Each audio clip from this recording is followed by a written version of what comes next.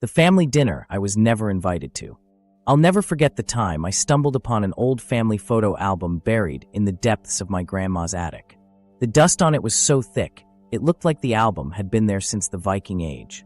As I flipped through the yellowed pages, I couldn't help but notice something peculiar. A photo of our entire family gathered around the dinner table, smiling from ear to ear. I was the only one missing from the picture. At first, I thought it was just a cosmetic omission, but as I continued to dig deeper, I realized that I wasn't even a twinkle in my parents' eyes during that fateful dinner. I mean, who needs a son when you can have a perfectly good family portrait without one, right? My mind began to wander. What exactly was I missing out on? Was it the roasted vegetables, the dessert, or perhaps the secret recipe for Uncle Bob's infamous 3-layer lasagna? As I continued to reminisce about the dinner that never was, my thoughts strayed to the various family gatherings where I was uninvited with ruthless efficiency. There was the Thanksgiving of 2007, where I received a business-sounding voicemail from my mom explaining that they were having a small, intimate dinner that year and wouldn't be able to accommodate me. Yeah, because my mom was worried about the sofa fitting. Then there was Christmas Eve of 2011, when I inexplicably found myself locked out of the house, while my family celebrated a fashionably late dinner that didn't quite get started until 5 in the morning. I swear, they expected me to survive on nothing but the strength of my own machismo. But the cherry on top of this absurd Sunday was the family reunion in 2019, where I received an actual, honest-to-goodness fax machine message from my grandmother wishing me a lovely day while dropping hints that the family gathering would be a family-only affair. Those were always my favorites, the ones where people openly laughed about me as if I was a private joke. Today, I'm still trying to wrap my head around why I was so inconsequential to my family's social calendar. Was I just a pain in the neck? Did my presence lead to catastrophic household management? Or perhaps, just maybe, I'm secretly the family's greatest detective and I've been digging into the dark, seedy underbelly of our traditional Sunday dinners. Only one way to find out. Takes deep breath, the most ridiculous family dinner mystery of all time has just begun. You see, we used to be that picture-perfect family. Sunday brunches, holiday gatherings, random Tuesday night dinners. We did it all. My parents, my sister Sarah, my brother Mike, even my aunts and cousins. We were always in constant communication through our family group chat. At least, that's what I thought. It started with small things. A casual post on Instagram here, a tagged photo on Facebook there. At first, I convinced myself it was just bad timing. Maybe they tried to reach me when I was busy, right? But then I noticed a pattern. 6 months of family gatherings, birthdays, dinners, even casual coffee meetups. And somehow, I wasn't invited to any of them. Then came the moment that changed everything. Sarah accidentally sent a screenshot to our regular family chat. And there it was, another WhatsApp group titled Family Matters, with everyone except me. My stomach dropped. The group had been active for over 2 years. Sure, I've always been the odd one out in my family gatherings. You know, the one they lovingly refer to as spinach salad with extra weirdness. That's me in a not-so-ghastly nutshell. My siblings and I would gather round, sharing stories, laughter, and occasionally a raised eyebrow or two as we tried to make sense of each other's lives. But I was always on the outside looking in, or should I say on the periphery, sipping on mint julep without any bourbon. As a kid, I chalked it up to different interests. They were all into sports. I was more into fantasy books. Laziness, or sheer unadulterated disdain for my hobbies. In my family's defense, Harry Potter might be a tad too nerdy. But the truth, I think it all started when I stumbled upon a disturbing pattern. A pattern that unraveled the very fabric of our family's perfect facade. My grandfather, a man of impeccable charm and a sly sense of humor, had a secret. He was worse than scary movies. Worse than Friday the 13th. Worse than an itchy and scratchy marathon. It all began with an old, mysterious trunk hidden deep within the attic. My grandfather, ever the mischievous trickster, had placed a clever lock to conceal it, only for him to forget the combination, or was it that? Anyway, curiosity got the better of me, and I rediscovered the aforementioned trunk.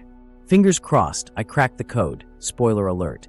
It wasn't as hard as finding a wine stain on Sandra Bullock's Miss Congeniality gown. I opened the trunk, and amidst all the dusty, yellowed letters, photographs, and old cigar boxes, I found some shocking family history.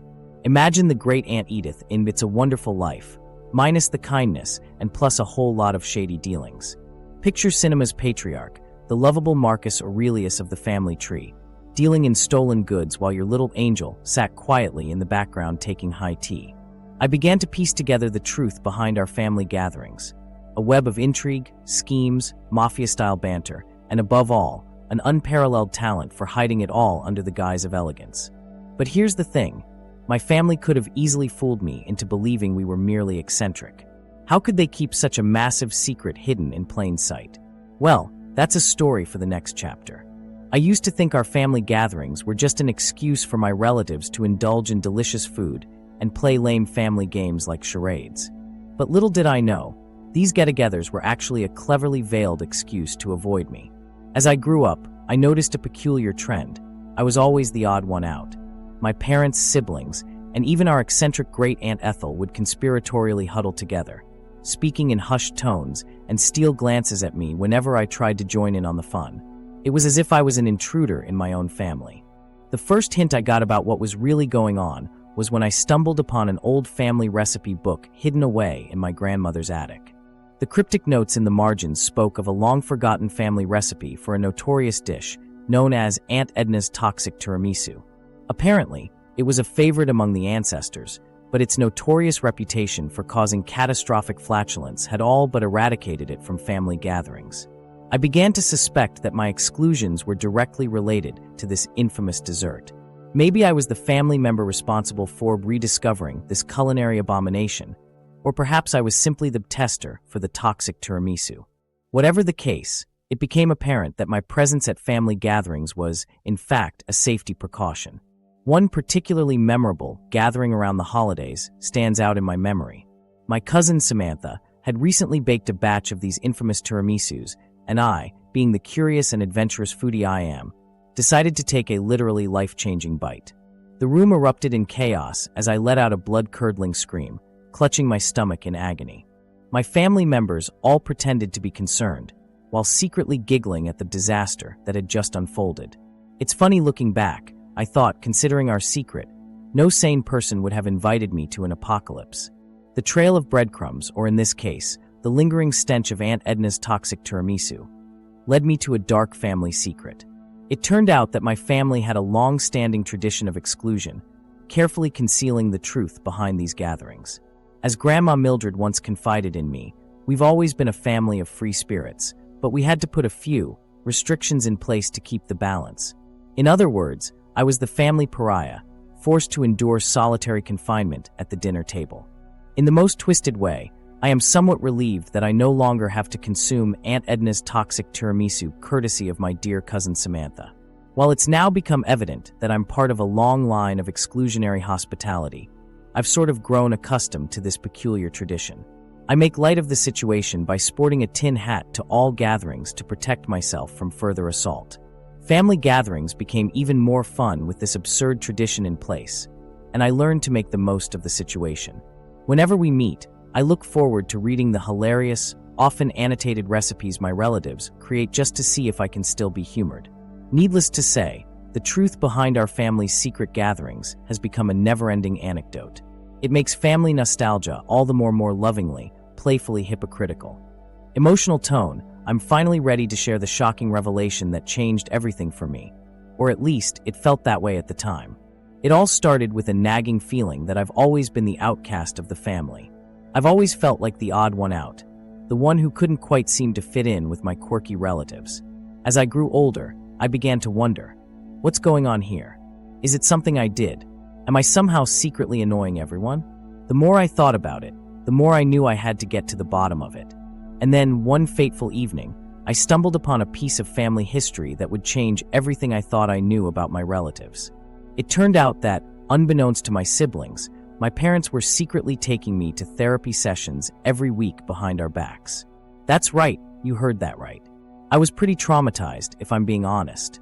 Little did I know that my parents were just trying to, well, let's be real. They were trying to fix the fact that I was always the kid in the family who had tantrums at McDonald's because I didn't want to leave the play place, or that I would secretly hide in the gift shop and make everyone worry sick.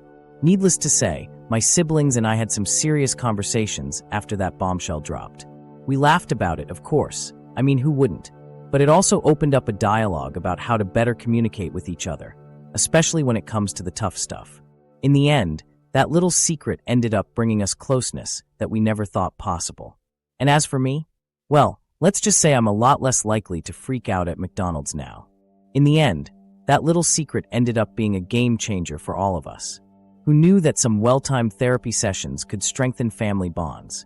Looking back now, I understand their intentions were pure, but secrets, no matter how well-intentioned, are like poison to relationships.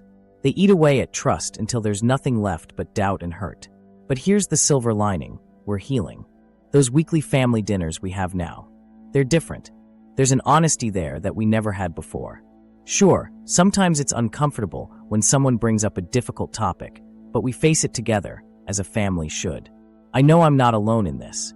Family secrets are more common than we think, and sometimes sharing our stories helps others feel less alone. Have you ever discovered a family secret that changed everything? Share your experience in the comments below. And if you want to hear more stories about family dynamics, healing, and growth, make sure to subscribe and hit that notification bell. New videos are coming all of the time because sometimes the most challenging family moments lead to the strongest bonds. Remember, the truth might hurt for a moment, but secrets can hurt for a lifetime. See you in the next video.